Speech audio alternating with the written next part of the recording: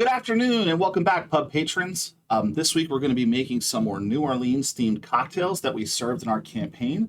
We're going to be talking about how to immerse your campaign for your players even further by adding some culture. Stay tuned.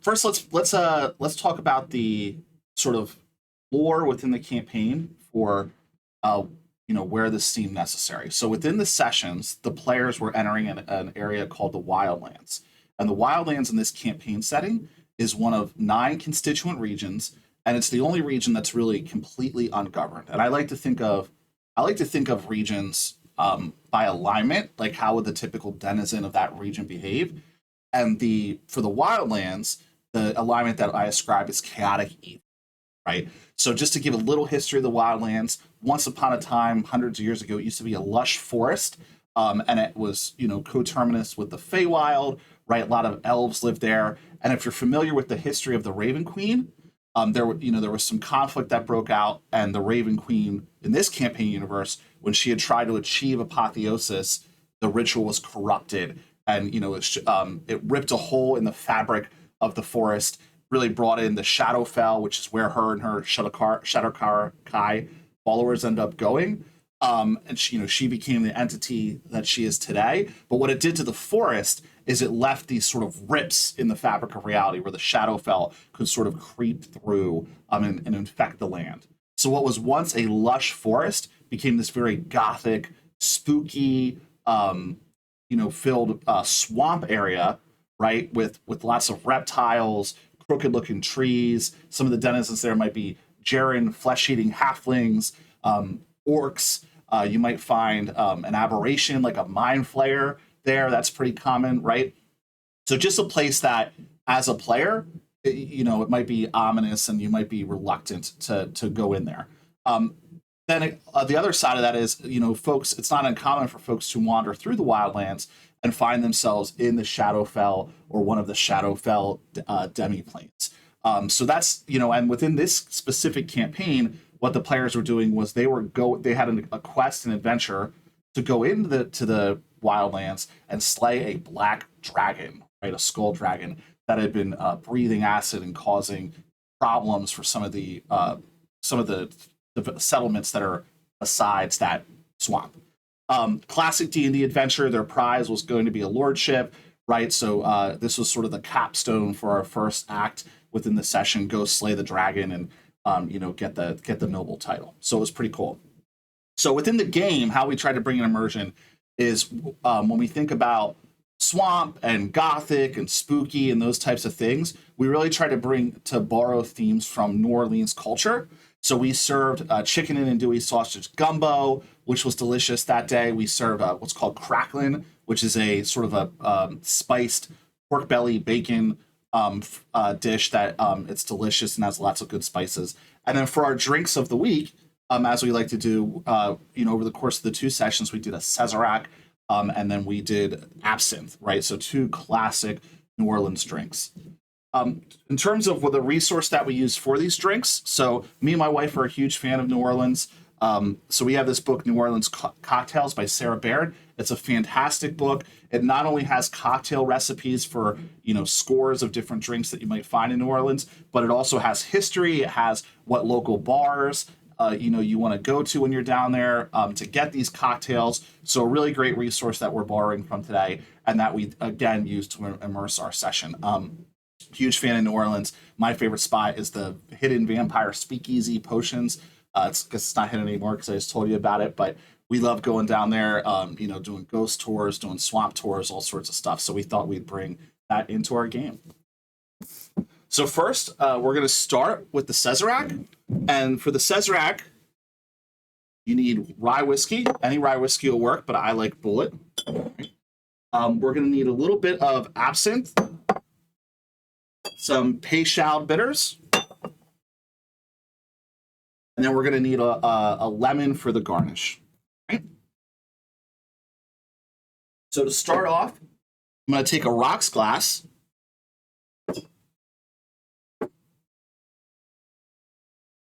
I'm just going to fill the rocks glass with some ice here. We're not going to be serving the drink on ice, so this is just to let this chill. We're going to put this on the side to charge along with my D20. We're going to charge both of them, and we're just going to let that hang out for a minute. Next, within a mixing glass, we're going to put in 2 sugar cubes. Got to mention those in the ingredients.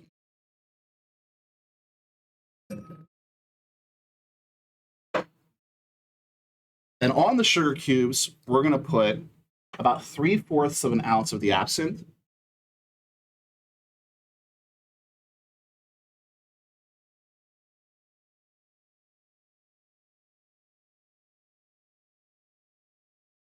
And then we're going to do 5 to 7 dashes of the peychaud bitters. I'm a big bitters fan, so I'm going to go for the heavy on the 7.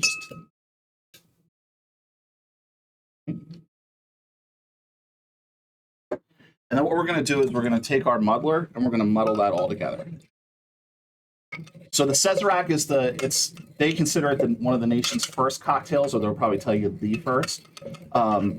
It's the state drink of Louisiana, right? And you're going to notice that I almost look at it like I don't know if this is true or not, but a predecessor to the old fashioned. There's a lot of similarities, like, the muddling of the sugar, that the drinks are similar, but the Sazerac is still its own distinct thing and has a distinct flavor with the absinthe or herbsaint. All right, from there, we're going to add 2 ounces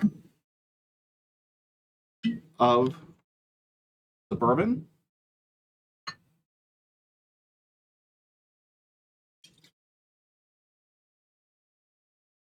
Or I'm sorry, of the rye whiskey.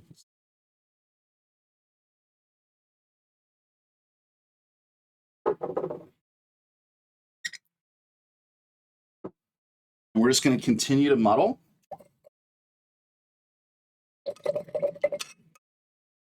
All right.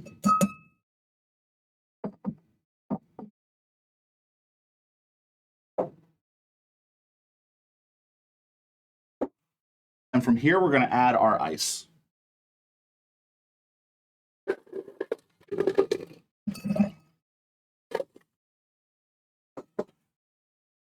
We're going to get our stirring spoon, and we're just going to give this a good stir.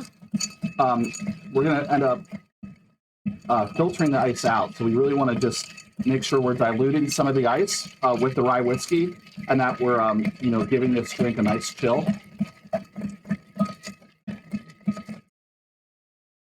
We're going to put that to the side for a moment. Bring back our charging rocks glass. We're going to get rid of the ice that was in there.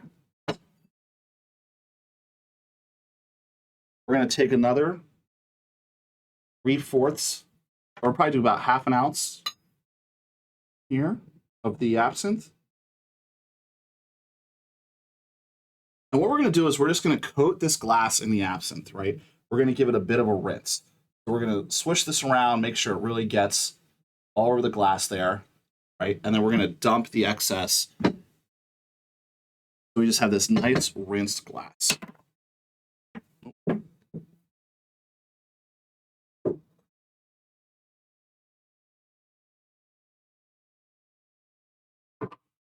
From there, we're going to take our stirred drink and we're going to strain it into the glass.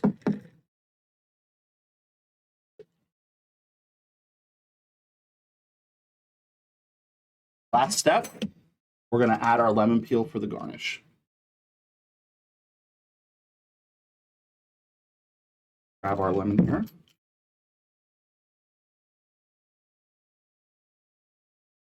Nice peel off. And that really gives it that nice citrus. All right. There you have it. The nation's first cocktail, the Sazerac. Enjoy.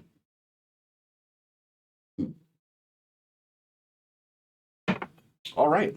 The next drink we're going to do is we're going to do just a classic absinthe. So big shout out to the Pennsylvania Renaissance Fair. So if you ever go to the Pennsylvania Renaissance Fair, we're obviously, being D&D nerds, big fans, right? They have an actual absinthe garden there. It's absolutely is fantastic. They have a ton of different absinthe cocktails. They serve an absinthe root beer, which you wouldn't think. I guess I didn't naturally think that those two go together, but if you think about it, they both have that like anise type flavor, and I think they're derived from a lot of the same flavor profiles. Root beer just has a lot of sugar, so it's a nice drink, and it's just the whole area is kind of just like the Feywild. Like they have a lot of just has a very fairy vibe. So check it out if you're there. You can buy absinthe, which we did, of course, and then they actually sell a kit, which we're going to use today. So we have our absinthe glass from the Ren Fair, and we have our spoon, which you need, right? We're also going to bring back our sugar cubes. We're going to need those. And then the last thing that we're going to need here is some water. So you can use any method of slow dripping water. I have an actual absinthe fountain that I purchased. If you go to New Orleans again, these are everywhere. I love there's a pirate bar down one of the alleyways that we really enjoyed. The old Absinthe House is a classic. One of the old also claimed the oldest bar in America. I think they're tied with a couple people.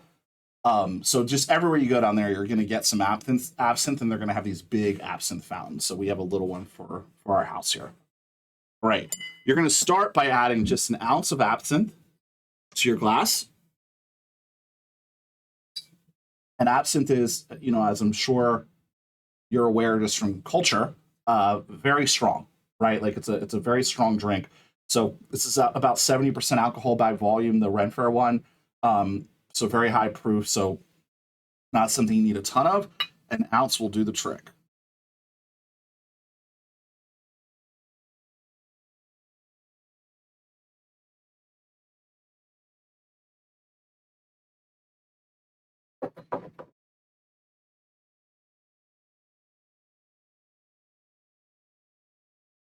And we're going to put that under our fountain.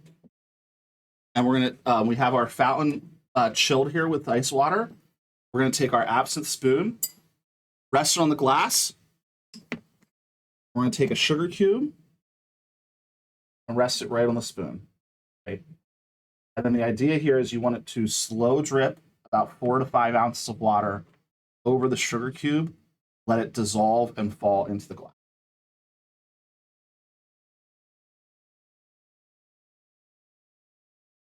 Faster.